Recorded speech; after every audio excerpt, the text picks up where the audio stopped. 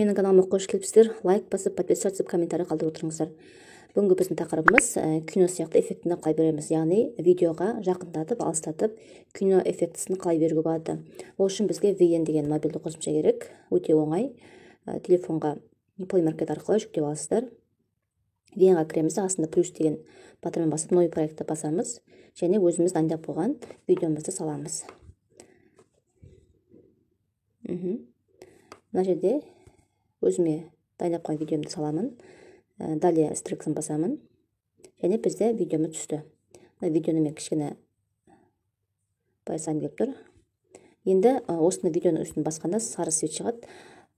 Басамыз да енді астына түсіп, біз деген жерде зум деген тауып аламыз. Соның басасында отдалить деген бар. Соны басамыз. Репримит ко всем деген басамыз. Және қарап көрейік. Бізде осындай эффект пайда болады. Яғни видеоны жайлап қарап отырсаңыздар, жайлап жақындатып жатыр. Осылай видеоңызды әдемілеп кино сияқты жасауыңызға болады. VN-нің мүмкіндіктері өте көп, және мына зумды басып, тағы да налево, направо, вверх, вниз дегенде жасауға болады. Осылай жасауға болады. Немесе менде осы тұра береді отдалить.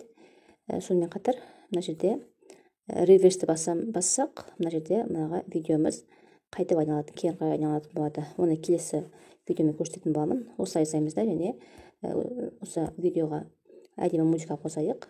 Добавить басамыз, дайындап қойған музыкамызды, және етеміз. Осындай әдемі видео салып, өзіңіздің әлеуметтік желілеріңізге салуға болады. Өте оңай және тез салады.